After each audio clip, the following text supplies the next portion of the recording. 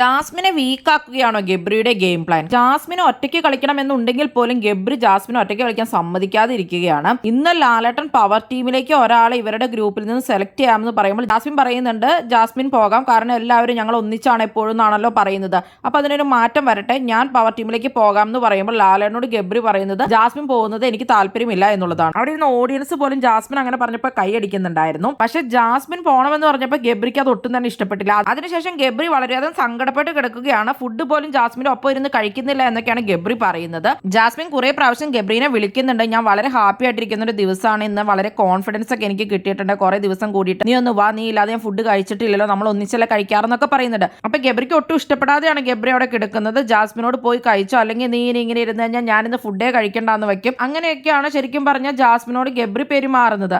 അതിൽ നിന്ന് തന്നെ നമുക്ക് മനസ്സിലാവുന്നുണ്ട് ഗബ്രിയുടെ വളരെ മോശമായിട്ടൊരു ഗെയിമാണ് നമുക്കവിടെ കാണാൻ സാധിക്കുന്നത്. ജാസ്മിനെ ശരിക്കും ഇമോഷണലി വീക്ക് ആക്കുക എന്നുള്ളതാണ് ഗബ്രിയുടെ ഗെയിം പ്ലാൻ. അവർ സെപ്പറേറ്റ് ആയിട്ട് കളിക്കുകയാണെങ്കിൽ ശരിക്കും പറഞ്ഞാൽ രണ്ടുപേർക്കും നന്നായിട്ട് തന്നെ കളിക്കാൻ പറ്റുന്ന കണ്ടസ്റ്റൻസ് തന്നെയാണ്.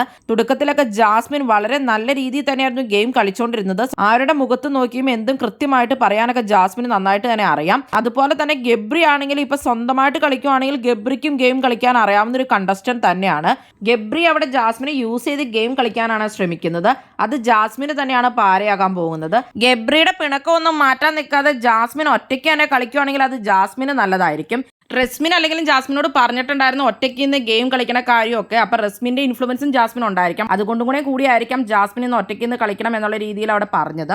നിങ്ങൾക്ക് എന്താണ് തോന്നുന്നത്? ഗബ്രി അവിടെ ജാസ്മിനെ യൂസ് ചെയ്ത് ഗെയിം കളിക്കുന്നതാണോ, അതെയോ ഗബ്രിക്ക് ജാസ്മിനോടുള്ള സ്നേഹം കാരണം പിരിയാൻ പറ്റാത്തത് കൊണ്ടാണോ അവർ വേറെ ഗ്രൂപ്പിലേക്ക് പോവാത്തത്? എന്തായാലും നിങ്ങളുടെ അഭിപ്രായങ്ങൾ കമന്റ് ബോക്സിൽ കമന്റ് ചെയ്യുക. കൂടുതൽ ബിഗ് ബോസ് വീഡിയോകൾക്കും ബിഗ് ബോസിന്റെ ലൈവ് അപ്ഡേറ്റ്സിനുമായിട്ട് ഈ ചാനൽ സബ്സ്ക്രൈബ് ചെയ്യണേ, സപ്പോർട്ട് ചെയ്യണേ. അടുത്തൊരു വീഡിയോയുമായി നമുക്ക് വീണ്ടും കാണാം.